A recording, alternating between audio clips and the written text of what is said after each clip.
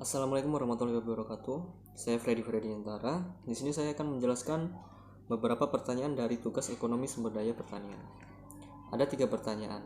Pertanyaan pertama adalah identifikasi barang publik, yang kedua identifikasi jenis eksternalitas, dan yang ketiga berikan contoh hak kepemilikan. Untuk barang publik, didefinisikan sebagai suatu barang yang mana barang tersebut dibutuhkan serta dinikmati oleh semua kalangan masyarakat. Dan untuk mendapatkan barang tersebut, kita tidak memerlukan biaya. Ada 3 contoh yang saya ambil di sini. Yang pertama adalah lampu lalu lintas, kedua cahaya matahari, yang ketiga adalah udara. Kita di sini tentu tahu ya, dari ketiga barang tersebut kita tidak perlu membutuhkan biaya untuk dapat memanfaatkan barang tersebut.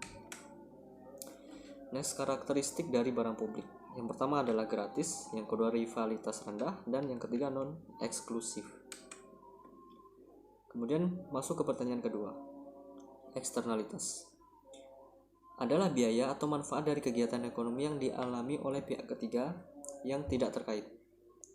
Ada 2 jenisnya, yang pertama adalah eksternalitas positif dan yang kedua eksternalitas negatif. Untuk yang positif adalah manfaat dari kegiatan ekonomi yang dialami oleh pihak ketiga.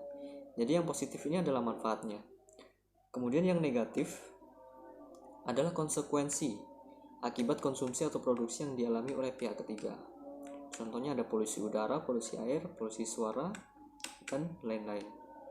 Contohnya di sini ada 3. Yang pertama adalah contoh dari industri kecil menengah tapioka.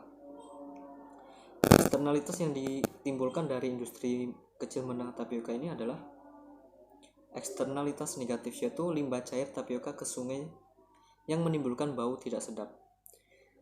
Dan kemudian solusinya dengan pembuatan instalasi pengolahan air limbah, baik dengan teknik biogas maupun teknik yang lainnya. Yang kedua adalah contoh eksternalitas perikanan di perairan Waduk Jatiluhur. Penggunaan alat dan teknis yang tidak ramah lingkungan. Penggunaan mata jari yang terlampau kecil oleh nelayan akan menyebabkan kepunahan dari beberapa jenis ikan. Jadi ketika mata jaring tersebut kecil, maka yang diambil ikannya tidak memandang bulu. Jadi ada yang kecil sampai yang dengan besar, semua akan terambil.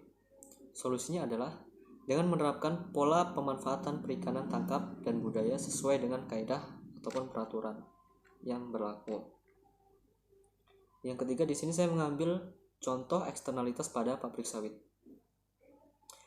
Masih dengan eksternalitas negatif yang ditimbulkan adalah limbah lagi, di mana membuat sungai tercemar dan ikan hasil tangkapan menjadi berkurang. Untuk solusinya masih sama dengan yang pertama, dengan pembuatan instalasi pengolahan air limbah atau yang biasa kita sebut dengan IPAL.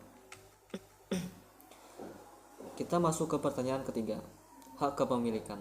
Yang pertama adalah hak kepemilikan negara.